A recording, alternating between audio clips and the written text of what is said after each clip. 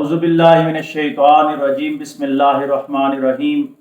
معزز ناظرین السلام علیکم ورحمۃ اللہ وبرکاتہ۔ آج ہم امام علی مقام امام حسین رضی اللہ تعالیٰ عنہ کی نماز جنازہ اور ان کی تدفین کے حوالے سے کچھ تاریخی باتیں عصر حاضر کے تناظر میں کرنے کی کوشش کریں گے۔ میں قربان جاؤں اپنے آقا و مولا جناب محمد رسول اللہ صلی اللہ علیہ وآلہ وسلم پہ کہ جن کو اللہ تبارک و تعالیٰ نے صبح قیامت تک کے انسان کے لیے کامل نمونہ بنا کے بھیجا، کہ سب کے لیے کہا کہ لقد کان لکم فی رسول اللہ اسوۃ حسنہ، کہ تمہارے لیے جو بہترین نمونہ ہے وہ رسول اللہ صلی اللہ علیہ وآلہ وسلم کی ذات ہے۔ اور پھر میں قربان جو اپنے آقا علیہ الصلوۃ والسلام پہ کہ آقا علیہ الصلوۃ والسلام نے فرمایا کہ حسین مجھ سے ہے اور میں حسین سے ہوں، حدیث شریف کا مفہوم۔ تو کائنات کا کوئی بھی انسان اگر کسی بھی غم میں ہو، پریشانی میں ہو، اس پہ ابتلا آئی ہو، امتحان آیا ہو، جتنی مرضی اس پہ دکھ درد ہوں، وہ محمد صلی اللہ علیہ وآلہ وسلم آپ کے صحاب اور آپ کے آل اور بالخصوص شہیدان کربلا کا تصور کرے تو وہ اپنی سب پریشانیاں، اپنے سب غموں کو بھول جائے گا جب اس کو معلوم ہو جائے گا کہ کربلا کے میدان میں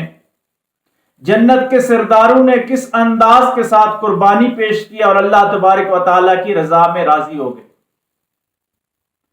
سب سے مشکل وقت وہ ہوتا ہے انسان کے اوپر کہ جب انسان دنیا سے چلا جاتا ہے تو اس کے کفن دفن اور تدفین کا مرحلہ آتا ہے، تو ہر آدمی یہ چاہتا ہے کہ اس کا کفن دفن تدفین آخری رسومات جو ہے بڑے اس کو اختشام کے ساتھ احسن طریقے کے ساتھ ادا۔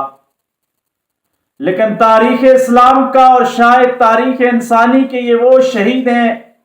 جن کو شہید اعظم کہا جاتا ہے، سید الشہداء کہا جاتا ہے، امام علی مقام امام حسین رضی اللہ تعالیٰ عنہ اور ان کے ساتھ جو 72 تن کربلا میں شہید ہوئے۔ یہ وہ اللہ کے پیارے لوگ تھے کہ 10 محرم کو جب یزیدی فوج نے آخری امام علی مقام امام حسین کو شہید کر دیا اور باقی جو اس قافلہ کی پرعزم خواتین اور بچے تھے ان کو قید کر لیا، جنگی قیدی بنا لیا، تو اب سوچنے کی یہ بات ہے کہ ان لوگوں کا نماز جنازہ کس نے پڑھایا ہوگا، کس نے نماز جنازہ پڑھی ہوگی اور تدفین کا عمل کیسے آیا ہوگا۔ تو اس حوالے سے جتنے بھی ہمارے مسلم مورخین گزرے ہیں ان کی اگر آراء کو جمع کیا جائے تو خلاصہ یہ بنتا ہے، 2-3 باتوں کی صورت میں یہ نکلتا ہے، لیکن زیادہ متفق یہ قول بنتا ہے کہ 11 محرم الحرام کو یزیدی فوج جب وہاں سے دفع ہو گئی، وہاں سے چلے گئے، تو پھر مقامی بستی تھی غازریہ کی جو بستی تھی، وہاں سے بنو اسد کے قبیلے کے لوگ آئے جن کو اللہ تبارک و تعالیٰ نے یہ سعادت عطا کی کہ انہوں نے امام علی مقام امام حسین رضی اللہ تعالیٰ عنہ اور ان کے ساتھیوں کی نماز جنازہ پڑھی اور تدفین کا عمل لایا گیا۔ لیکن کیونکہ اس وقت امویوں کا دور حکومت تھا اور یزیدیت چھائی ہوئی تھی، اس لیے تاریخ لکھنے کا اتنا عمل اس انداز کے ساتھ نہ ہو سکا کہ آج یہ معلوم ہو سکا کہ کون وہ خوش نصیب تھا جس نے نماز جنازہ کی امامت کرائی یا کس نے نماز جنازہ کو پاک کیا۔ ویسے تو تھے یہ مقدس اور مطہر پاک لوگ تھے، ان کو تو سپرد خاک کرنا تھا، انہوں نے جنت کرائی تو یہ پہلے ہی بن چکے تھے۔ لیکن یزیدیوں نے اس حد تک ظلم کیا کہ سر مبارک جو ہے آپ کا وہ تن سے جدا کر لیا تھا، اس کو وہ شام کے دربار تک وہ لے کے جاتے ہیں۔ تو امام علی مقام کا جو دڑ ہے سر کے علاوہ جو باقی حصہ یہ کربلا کے مقام پر وہاں نماز جنازہ پڑھ کر وہاں تدفین ہو جاتی ہے۔ سر کے حصے کے حوالے سے یہ روایتیں ملتی ہیں، بعض روایات کے مطابق یہ خانوادہ اہل بیت کا قافلہ جب مدینہ پہنچا تو مدینہ تک یہ سر مبارک ساتھ گیا اور مدینہ میں پھر جنت البقیع میں خاتون جنت سیدہ فاطمہ الزہرا سلام اللہ علیہا یا امام علی مقام امام حسن پاک رضی اللہ تعالیٰ عنہ کی پڑوس میں امام عالی مقام کا سر مبارک دفن کر دیا گیا۔ ایک یہ قول پایا جا رہا ہے، ایک یہ قول ہے کہ شام کے اندر ہی سر مبارک کی تدفین ہو گئی، اور ایک یہ قول بھی پایا جا رہا ہے کہ سر مبارک کو واپس لا کے بڑے تو اس کو اختتام کے ساتھ بعد میں لوگوں نے کربلا کے اندر اپنے جو دڑ ہے اس کے ساتھ ہی وہاں پہ سر مبارک کی تدفین ہوئی۔ لیکن آج کا انسان یہ سوچے کہ وہ شہزادہ رسول اور شہزادہ عالمین جن کو کہا جا سکتا ہے کہ دنیا میں بھی شہزادے تھے اور جنت میں جنتی نوجوانوں کے سردار ٹھہرے، یعنی دونوں جہانوں کے شہزادے تھے، لیکن ان کی تدفین کا پروسیس اس تلخ انداز کے ساتھ ہوا کہ رہتی دنیا تک ایک متوازن انسان جو ہے وہ یزید سے اور یزیدی فوج سے اور یزید کی حکومت سے نفرت کا اظہار کرتا رہے گا کہ اس ظالم نے شہید تو کر دیا، لیکن ان کی آخری رسومات بھی موجودہ دنیا میں بھی جنیوا کنونشن کے تحت جب جنگی لوگ شہید ہو جاتے ہیں یا مارے جاتے ہیں، ایک دوسرے کے جنگی قیدی یا جنگی جو جنگ میں لڑ رہے ہوتے ہیں فوجی، تو ان کی تدفین کے حوالے سے بھی دنیا میں قواعد و ضوابط ہیں کہ ان کو اصول و ضوابط اور ان کی آخری رسومات کا خیال رکھا جائے۔ لیکن اس بدبخت فوج نے، ان یزیدیوں نے امام عالی مقام کے ساتھ شہید ہونے کے بعد یہ جو ظلم کیا ہے، یہ میں سمجھتا ہوں کہ انسانیت میں شاید نہ اس سے پہلے ہوا اور نہ اس سے بعد ہوا ہو، لیکن یہ آج کے انسان کے لیے صبر کا بہت بڑا پیغام دے رہا ہے۔ وہ صبر کا یہ پیغام ہے کہ اے انسان، تجھ پہ جتنی بھی آزمائش آ جائے تو نے ڈی موٹیویٹ نہیں ہونا، تو نے ہمت نہیں ہارنی، تو نے خانوادہ رسول کو دیکھنا ہے کہ انہوں نے کس طرح آزمائشوں کا مقابلہ کیا، کس طرح ان کے اوپر ظلم کے پہاڑ لوگوں نے توڑے، لیکن وہ اللہ کی رضا میں راضی رہے اور اللہ تبارک و تعالیٰ نے ان کو یہ انعام عطا فرمایا کہ وہ جنتوں کے مالک بن گئے۔ امام عالی مقام امام حسین رضی اللہ تعالیٰ عنہ کی نماز جنازہ کے حوالے سے ایک اور روایت پائی جاتی ہے، لیکن یہ کمزور ہے، کہ یزیدیوں نے امام زین العابدین کو چھوڑا اور وہ واپس آئے اور پھر انہوں نے آ کے نماز جنازہ پڑھی اور پھر تدفین کا عمل ہوا، لیکن یہ روایت کوئی اتنی مستند نہیں ہے۔ اس حوالے سے اسلامی تاریخ میں طبری کو دیکھ لیں، ابن کثیر کو دیکھ لیں، طبقات ابن سعد کو دیکھیں، جتنے کو بھی دیکھیں، میں نے ان سب کا خلاصہ آپ کے سامنے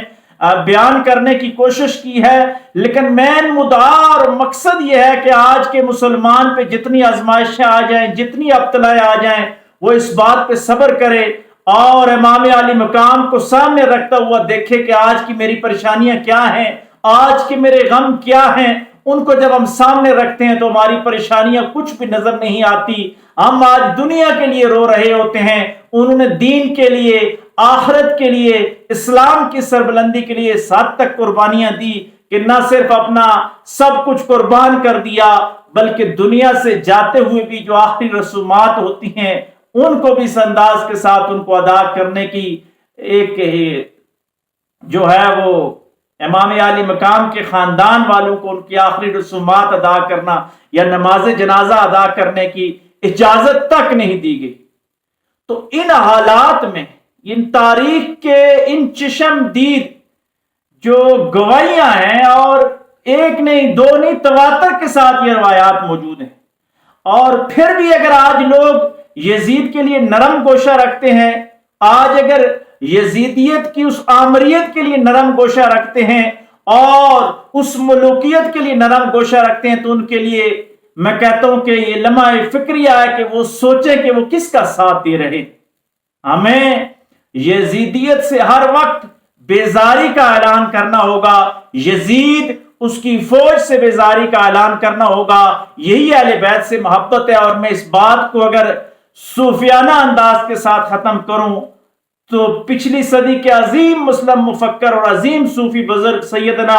پیر میر علی شاہ گولڑوی رحمت اللہ علیہ، آپ سے کسی نے جب پوچھا کہ کیا یزید پہ لعنت کی جا سکتی ہے، تو آپ نے فرمایا کہ میں تجھے منع تو نہیں کرتا کہ یزید پہ لعنت نہ کر، لیکن میں تجھے اس سے افضل عمل بتاتا ہوں جس کی وجہ سے تیرا بیڑا پار ہو جائے گا۔ جتنا وقت تو یزید پہ لعنت کر کے گزارنا چاہے گا، جتنا وقت تو ادھر ضائع کرے گا، اتنا وقت تو محمد اور آل محمد صلی اللہ علیہ وآلہ وسلم پر درود و سلام پڑھتا جا، اللہ تبارک و تعالیٰ تیرے 10 گناہ معاف کریں گے، 10 درجے بلند فرمائیں گے، 10 نیکیاں لکھ دی جائیں گی، اور ان مقدس ہستیوں کی طرف سے تیرے سلام کا جواب بھی آئے گا، اور تیری دنیا اور آخرت سنبھل جائے گی۔ آج ضرورت اس امر کی ہے کہ ہم خانوادہ رسول صلی اللہ علیہ وآلہ وسلم کی قربانیوں کو سامنے رکھتے ہوئے عزم، استقلال، ہمت کے ساتھ انفرادی طور پر بھی اور اجتماعی طور پر بھی اسلام اور پاکستان کی سربلندی کے لیے کام کریں، اور اس کے ساتھ ساتھ اہل بیت کے ساتھ محبت اس انداز کے ساتھ ہو کہ قولی، فعلی، عملی، بدنی، مالی ہر لحاظ سے ہم خانوادہ اہل بیت کا علم بلند رکھیں، ہر وقت ان پہ درود و سلام پڑھتے رہیں، زبان کے ساتھ، دل کے ساتھ۔ اور میں سمجھتا ہوں کہ اگر کوئی اسوہ حسنہ اپناتا ہے پیارے نبی صلی اللہ علیہ وآلہ وسلم کا، تو اس کی زندگی گویا ایسے ہی ہے کہ وہ ہر وقت آقا علیہ الصلوۃ والسلام پہ درود و سلام پڑھ رہا ہے۔ اللہ تبارک و تعالی اہل بیت کی ان عظیم قربانیوں کے صدقے امت مسلمہ کو نشاط ثانیہ نصیب فرمائے، پوری دنیا پہ اسلامی فلاحی ریاست کی حکومت قائم ہو،